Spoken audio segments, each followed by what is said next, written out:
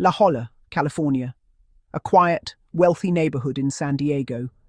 The kind of place where a perfect life seemed not just possible, but guaranteed. This is her story. This is her crime. Betty Broderick was born in 1947 and raised in a strict Irish Catholic household in New York.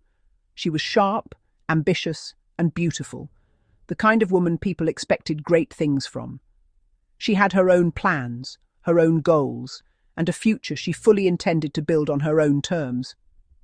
But when she met Daniel Broderick III at a college dance in 1965, everything shifted. Dan was charming, confident, and completely certain of where his life was headed. Betty believed in him immediately and completely. They married in 1969, young and certain and full of promise, and from the very beginning they operated as a unit, a partnership, a team built on a single shared promise that whatever it took, they would build something extraordinary together. The early years were hard. Dan wanted to pursue dual degrees in law and medicine, which meant years of demanding study at Cornell and Harvard, years of financial strain, and years of instability that tested everything they had. Through all of it, Betty held the family together. She worked to support them. She raised their 4 children largely on her own, while Dan focused entirely on his education and his future. She sacrificed her own ambitions without complaint, because that was the agreement. His success would be their success. His future would be their future. Everything they built would belong to both of them equally. By the 1980s, the sacrifice had paid off. Dan Broderick was one of the most powerful and well-connected medical malpractice attorneys in San Diego.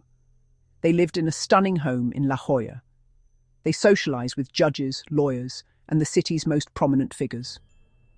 They had 4 children and a life that looked, from every possible angle, exactly like the life they had promised each other.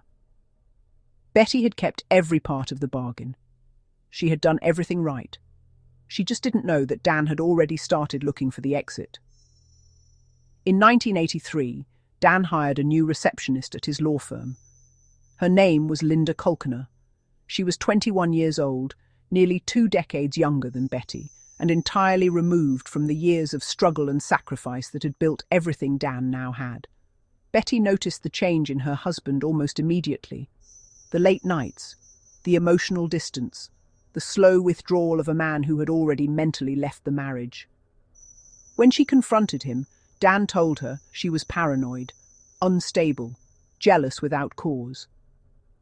But in 1985, Dan moved out of the family home, and Linda Kolkner very quickly stopped being a secret. What followed was not simply a divorce. It was a systematic and deliberate dismantling of Betty Broderick's life, carried out by a man who had spent his entire career mastering the legal system and now used it as a weapon against his own wife. Dan delayed proceedings for years. He reduced Betty's support payments repeatedly and threatened to cut her off entirely. He used every procedural tool available to exhaust her financially and destroy her emotionally.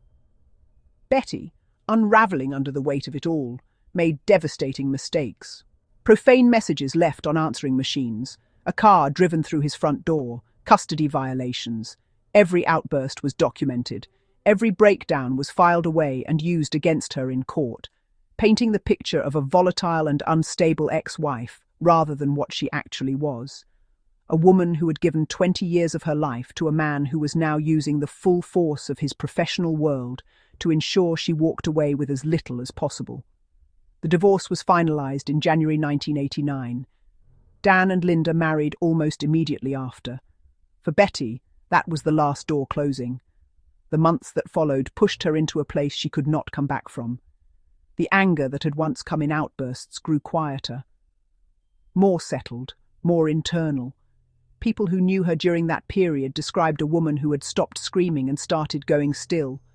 And stillness in someone who has lost everything is sometimes far more dangerous than noise. In the early hours of November 5th, 1989, Betty drove to the Marston Hills neighborhood of San Diego. She used a key to enter the home that Dan and Linda shared. She moved through the dark house. She found the bedroom. She fired 5 shots. Daniel Broderick III was killed instantly. Linda Broderick, who was pregnant at the time of her death, died within minutes. Betty left the house and called her daughter shortly after. The words she spoke were quiet and certain. "I finally did it." She was 41 years old. Betty Broderick was charged with 2 counts of first-degree murder. Her first trial in 1990 ended in a hung jury. Several jurors could not convict a woman they believed had been psychologically worn down and deliberately failed by a system weaponized against her by the very man who had promised to protect her. The second trial in 1991 reached a verdict. 2 counts of second-degree murder, 32 years to life.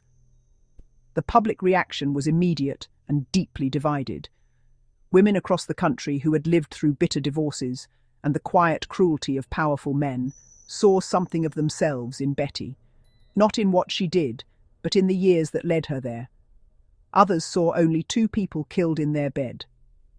The argument has never fully resolved.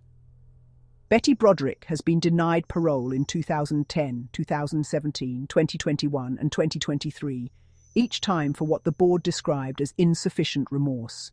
She remains incarcerated at the California Institution for Women. Her next eligibility is 2032. In 2019, the Lifetime series Dirty John, the Betty Broderick story, brought her case to a new generation and reignited every argument the case had ever produced. Some watched and saw a killer, others watched and saw a warning, most watched and couldn't decide. Betty Broderick didn't start as a killer. She started as a woman who believed that sacrifice meant something, that loyalty would be rewarded, that the system would be fair. It wasn't. And on a November morning in San Diego, 4 children woke up without either of their parents.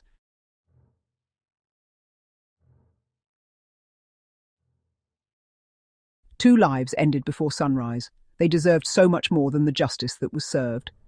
If this story stayed with you, subscribe. New documentaries every week.